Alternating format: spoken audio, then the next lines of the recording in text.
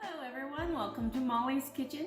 What a beautiful day it is. I got the window open here. You can hear some birds chirping. Today we are going to make pasta fagioli. And the story behind that is I went into Olive Gardens back in the day and had their soup, and it was delicious. Back then we didn't have internet yet, so I went there and ordered the same dish until I figured it out. So I came up with my own recipe, so hopefully you guys enjoy it. I just want to discuss a little bit about the pasta. You can use any pasta, but today we're using miniature pasta. And you can use any kind of beans. So Molly's Kitchen is all about having everything made really simple. And I want to talk a little bit about the diced tomatoes. So you really want to get diced tomatoes that has already garlic, oregano, and basil. That's the way it's already flavored.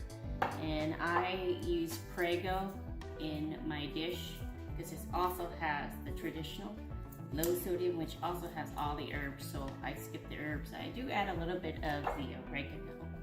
Okay, here we go. Let's get started. So I got some oil cooking in there already, and so we are going to put our onions and garlic mixture in there. Then we're gonna put a ground beef. And what's the trick about doing the ground beef is that you want to cook it extra crispy.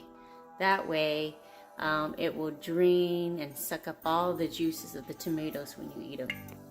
Okay, so the heat's hot. I'm going to add the onions.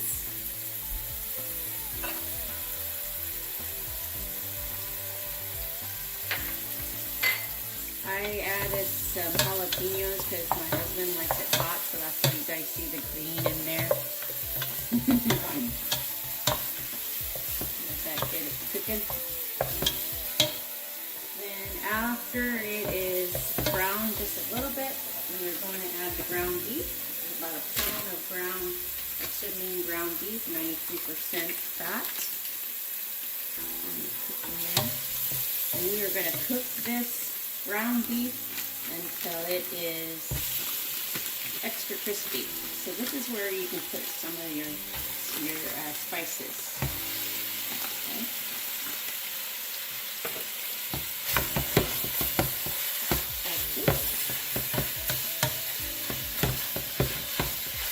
You want to cook it till it turns brown, very brown. Okay, so when it gets down to half cooked, you want to stick your spices. So 1 teaspoon of black pepper, 1 teaspoon of oregano, 3 teaspoons of the chicken base, and we're going to do 5 shakes of the oyster sauce. And I'm using a different brand today. It's the Dragonfly brand. Only because I ran out of the other stuff, and this is what I had in my pantry. So we're going to let it cook there and let it simmer. And cook it till it is crispy. Okay, this recipe is so easy. So my bottom of my pan is starting to get a little bit brown, so that's my cue of switching pots. So I'm going to switch pots, and then I'm going to throw in everything in the pot. Okay, I've switched pots. And so our meat is doing really well there. So I'm going to throw in my beans. This is my black beans, light kidney beans, my pinto beans. I've never tried chickpeas or garbanzo beans because pretty much that's not what I taste when I had it at Olive Gardens. So then my diced Italian recipe with garlic and oregano goes in. My whole 45 ounce of Prego goes in. And then I add water up to here to rinse out the bottle and throw it in there.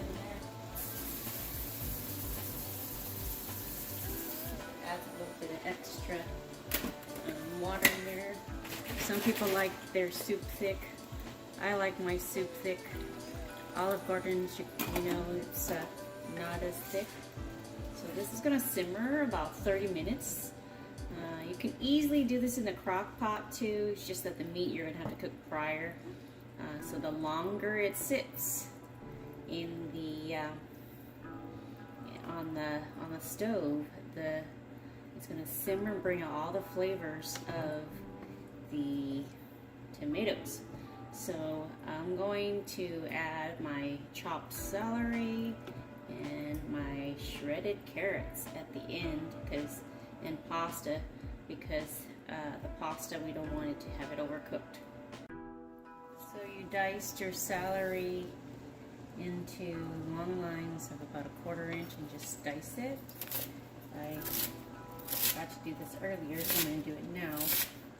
And we're going to put it all in there, let it simmer, and then throw the pasta at the very end, the cooked pasta. So everybody knows how to cook pasta. I don't have to show you guys how to do that. And then this goes in there. And shredded carrots is optional. No problem with that. The soup actually prepared the night before you serve it is actually going to be fantastic, delicious, because everything, all the herbs and everything's all absorbed. But I'm taking this to my parents today. This is my dad's favorite, and so I'm making it for him and visiting them today. And that's going to simmer a little bit more. Beautiful. That looks really good. So that's been simmering. You want to taste it to see if you need to add a little bit of salt. You don't need to add sugar because all the vegetables and the tomato sauce is already sweet. So I'm going to add my cooked pasta. You want to cook the pasta halfway. Again, everything you want to do with the pasta, make sure you get the miniature size. I'm going to throw in my carrots. If you can buy shredded carrots at the store, do it. It's beautiful in the pasta fagioli. And that is all.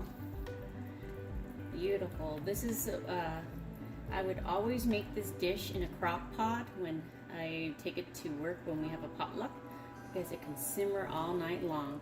So the next day, of course, it's going to thicken. All you have to do, just add, just buy one of those tomato sauce that are like a pound, 16 ounces, like 99 cents, spaghetti sauce, traditional, and just add it in there. Don't add water. It just, what it does, it just drains it. So my family likes it like thick like this.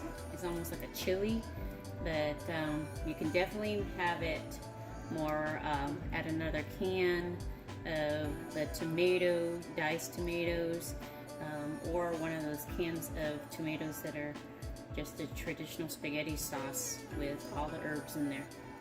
Beautiful. Welcome back.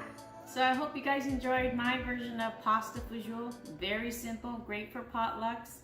It's a fantastic meal to have on a cold night. So I'm going to do something I've never done before. I'm going to taste it for you guys. You can taste all the flavors, especially the celery. It's crunchy. Of course, that's what makes it delicious for me, to taste all the flavors, including the vegetables and the soup with all the beans. So if you enjoyed this episode, please give it a thumbs up, and don't forget to subscribe and click the bell icon. That way you get notified every single time I post an episode. See you next time on Molly's Kitchen. Delicious.